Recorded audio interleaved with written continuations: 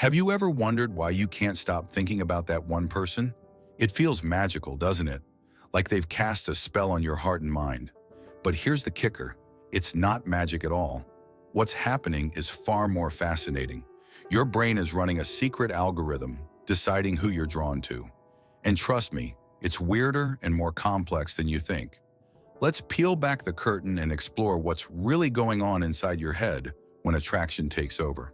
From biological drives to psychological quirks, this journey through the science of attraction will leave you saying, "Whoa, my brain is wild."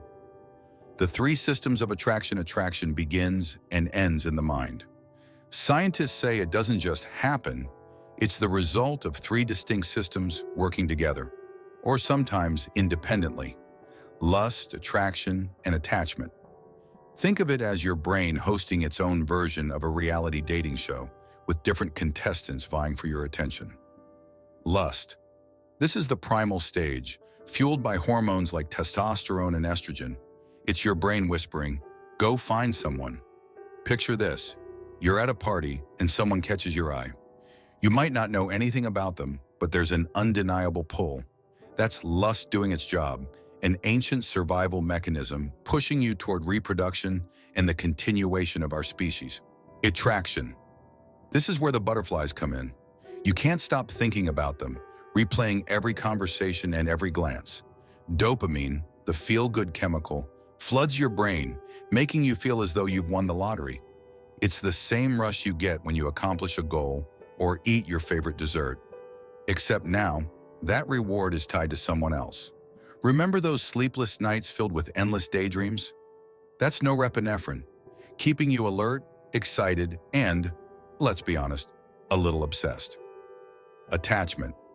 Finally, there's attachment, the glue of long-term relationships.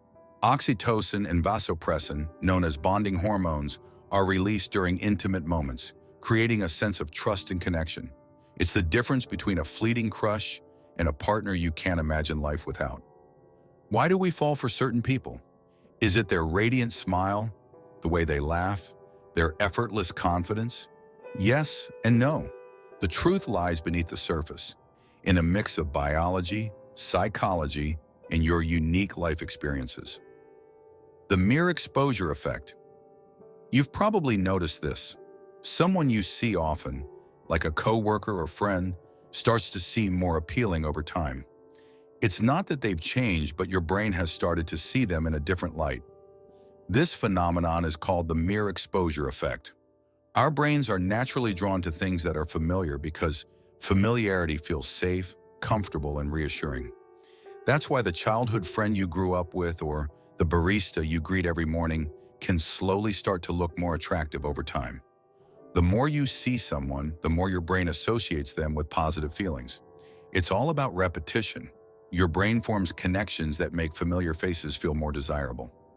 A weird twist: parental traits. Here's where things get a bit strange. Studies show we're often drawn to traits that remind us of our parents, not necessarily in looks, but in behaviors, mannerisms, or emotional patterns. If your mom was nurturing or your dad was protective, you might find yourself seeking partners with similar qualities. It's not about consciously looking for someone like your parents. It's about the comfort and security you associate with those familiar behaviors. Evolutionary Tinder. When it comes to initial attraction, your brain is scanning for silent signals of health and good genes. Facial symmetry, clear skin, and confident body posture are subconscious indicators that someone might be a suitable partner for survival and reproduction. Think of it as evolutionary Tinder. Your brain swipes right on traits linked to survival for thousands of years. But here's the twist. Once you get past first impressions, it's personality traits like kindness and humor that truly seal the deal. The X factor. Despite all the science, attraction isn't purely logical or predictable. Psychologists call this the X factor, the unexplainable click that sometimes happens between two people. Take the famous romance between Marilyn Monroe and Arthur Miller. On the surface, they were polar opposites. Marilyn, the glamorous icon, and Arthur, the reserved intellectual. Yet their connection went beyond appearances, rooted in mutual admiration and emotional depth. Maybe Marilyn admired his intellect, while Arthur was captivated by the depth beneath her glamour. The choice is yours. While attraction starts in your brain, the relationships you build are entirely up to you. Falling for someone might feel magical, but the choices you make, how you connect, grow, and understand each other, determine whether that spark turns into a lasting flame. Think about the relationships in your life. What draws you to the people you care about most? Share your thoughts or experiences in the comments below, and let's unravel the mysteries of attraction together.